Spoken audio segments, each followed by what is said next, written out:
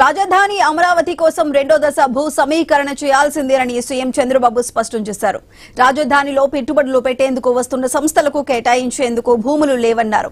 అంతర్జాతీయ ప్రమాణాలతో sports city, విమానాశ్రయం, రైల్వే స్టేషన్ నిర్మించేందుకు భూములు అవసరమని తెలిపారు. అన్ని వస్తేనే అమరావతి ప్రపంచ స్థాయి నగరంగా అభివృద్ధి చెందుతుందన్నారు.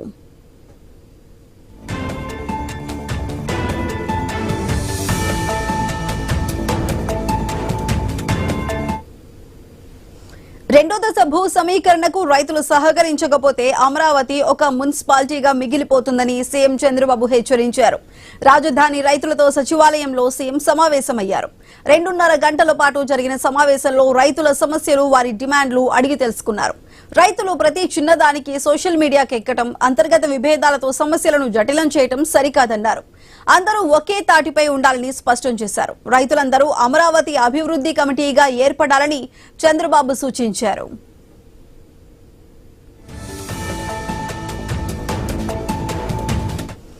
రెండో దశ భూ సమీకరణకు వెళ్తే తమకు అభ్యంతరం లేదని రైతులు చెప్పారు. 29 గ్రామాల పరిధిలో 2000 మంది రైతులు భూ సమీకరణలు ఇవ్వలేదని, వాటిని భూసేకరణ ద్వారా మొదట తీసుకోవాలని, ఆ తర్వాత రెండో దశ భూ సమీకరణకు వెళ్లాలని కొందరు రైతులు సూచించారు. ఇంకా భూములు ఇవ్వాల్సిన రైతులతో త్రిసభ్య కమిటీ మాట్లాడుతుందని సీఎం తెలిపారు. సమీకరణలో ఇచ్చేందుకు ముందుకు రాకపోతే 15 రోజుల్లో నోటిఫికేషన్ జారీ చేస్తామని చంద్రబాబు స్పష్టం చేశారు. రాజధాని రైతులు లేవనెత్తిన సమస్యల్ని కేంద్ర మంత్రి పెమ్మసాని చంద్రశేఖర్, మంత్రి నారాయణ, తాడికొండ ఎమ్మెల్యే తెనాలి శ్రవణ్ కుమార్లతో కూడిన త్రిసభ్య కమిటీ సంక్రాంతిలోగా పరిష్కరిస్తుందని హామీ ఇచ్చారు. అది దీనికి సంబంధించిన పూర్తి అప్డేట్స్ మా ప్రతినిధి కాంతి ఇస్తారు. కాంతి, చెప్పండి, అమరావతికి సంబంధించి రెండవసారి భూ సమీకరణ చేపట్టాలంటూ ఓ పక్కన చంద్రబాబు చెబుతున్నారు, ఓ పక్కన ఇంకా భూ సమీకరణలో ఇంకా కొంతమంది రైతులు ఇంకా ఇవ్వకుండా ఉన్నవారు కూడా ఉన్నారు. దీనికి సంబంధించి మరి ఇప్పుడు నెక్స్ట్ ఏం చేయబోతున్నారు? పూర్తి అప్డేట్స్ ఏంటి? సుధా, అమరావతి రైతులు ఐక్యంగా ఉన్నప్పుడే ప్రస్తుతం రాజధానికి ఏదైతే భూములు ఇవ్వడం గానీ ఏదైనా ముందుకు వెళ్లాలంటే, అంతర్జాతీయ స్థాయిలో అమరావతి రాష్ట్ర రాజధానిగా ఎదగాలంటే ఖచ్చితంగా రైతుల సహకారం ఇప్పటి వరకు ఎంత ఉందో ఇక మీదట కూడా ఉండాల్సిన అవసరం ఉందని సీఎం చంద్రబాబు నాయుడు తెలిపారు. రాజధాని ఏదైతే అంతర్జాతీయ స్థాయిలో ఉండాలి అంటే రైతులకు నుంచి సహకారంతో పాటుగా ఏదైతే వారికి ఉన్నటువంటి సమస్యలన్నింటినీ కూడా పరిష్కరిస్తామని చెప్పి కూడా రైతులకు హామీ ఇవ్వడం జరిగింది.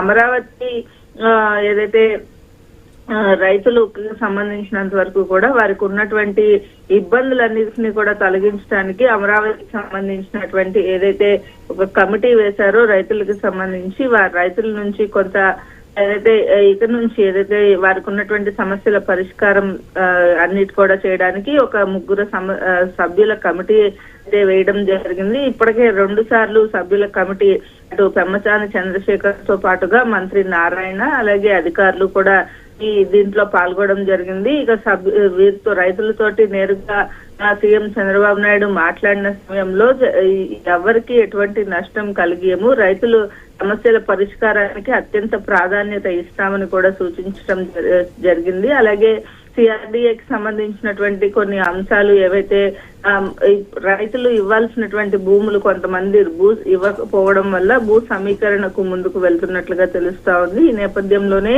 రైతులు ఐక్యంగా ఉన్నప్పుడే ప్రస్తుతం రాష్ట్ర రాజధానిని నిర్మించుకోవడం అనేది వీలవుతుందని కూడా సీఎం చంద్రబాబు నాయుడు రైతులకు చెప్పడం, అలాగే రైతుల్లో వారికి ఉన్నటువంటి సమస్యల పరిష్కారానికి 6 నెలల్లో ఒక దీన్ని ముందుకు తీసుకువెళ్లాలని చెప్పడం జరిగింది. ఇక ల్యాండ్ పూలింగ్ చేయాల్సిన అవసరం ఉంది అని చెప్పి సీఎం చంద్రబాబు నాయుడు చెప్పడంతో పాటుగా ఎవరైతే రాష్ట్ర రాజధాని ప్రాంతంలో దీనికి కావాల్సినటువంటి అంతర్జాతీయ స్థాయిలో విమానాశ్రయాలు, రైల్వే స్టేషన్, స్పోర్ట్స్ సిటీ ఇటువంటివన్నిటిని కూడా నిర్మించాలంటే భూములు అవసరమని కూడా రాజధాని ప్రాంత రైతులకు ఆయన సూచించడం జరిగింది. రైతులు సహకరించకపోతే అమరావతి మున్సిపాలిటీగానే మిగిలిపోతుందని చెప్పి రైతుల సమస్యలను వెంటనే పరిష్కరిస్తామని కూడా ఖచ్చితంగా హామీ ఇవ్వడం జరిగింది. అలాగే అమరావతి రైతుల్లో జేఏసీలు ఎక్కువ కావడం వల్ల కూడా సమస్యలు ఎక్కువ అవుతున్నాయని కూడా చెప్పడం జరిగింది. ఐకమత్యం అనేది ఖచ్చితంగా ఉండాల్సిన అవసరం ఉందని, రైతులందరూ ఒకే కమిటీగా ఉండాలని కూడా చెప్పడం జరిగింది. అలాగే రైతుల సమస్యలను కూడా పరిష్కరిస్తాము, ప్రతి 3 నెలలకు కూడా ఒకసారి తను రాజధాని రైతులతో మాట్లాడి ప్రతి నెల రైతుల సమస్యల కోసం నియమించినటువంటి కమిటీ తోటి సమావేశమై సమస్యల చర్చించి స్పందిస్తుందని కూడా సీఎం చంద్రబాబు నాయుడు తెలిపారు.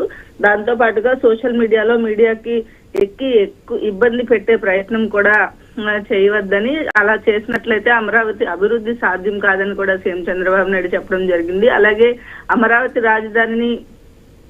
రాజధానిగా గుర్తించాలని ఇప్పటికే కేంద్రాన్ని కోరిన విషయాన్ని కూడా రైతులతో చర్చించారు. అలాగే ఈ అంశం పైన కేంద్రంతో మరొకసారి చర్చిస్తానని, అలాగే రైతులకు క్యాపిటల్ గైడెన్స్ గడువు ఏదైతే ఉందో మరింత కాలం పొడిగించే అంశం పైన కూడా కేంద్రంతో మాట్లాడతానని కూడా చెప్పడం జరిగింది. అలాగే రైతులు ఏవైతే వారికి ఉన్నటువంటి సమస్యలు ఏవైతే ఉన్నాయో జరీవు, గ్రామ కంటాలు, లంక భూములు, రిటర్నబుల్ ఫ్లాట్లలో మౌలిక సదుపాయాల కల్పన పైన రైతుల అభిప్రాయాలన్నింటినీ కూడా చర్చించడం జరిగింది. వారి సమస్యలన్నింటినీ కూడా తన దృష్టికి వచ్చినట్లుగా వాటిలన్నింటినీ కూడా లంక భూములను పూలింగ్ తీసుకోవడానికి అనుమతి కూడా ఇవ్వడం జరిగింది. ఇక ఏమైనా సమస్యలు ఉంటే ముందుగా త్రిసభ్య కమిటీతో చర్చించండి, ఆ తర్వాత అవసరమైతే నేరుగా నేను మీతో మాట్లాడతాను, రైతుల సమస్యలన్నింటినీ కూడా పరిష్కరిస్తానని కూడా సీఎం చంద్రబాబు నాయుడు రైతులకు హామీ ఇచ్చారు. Sudha. Right Kanthi, thank you.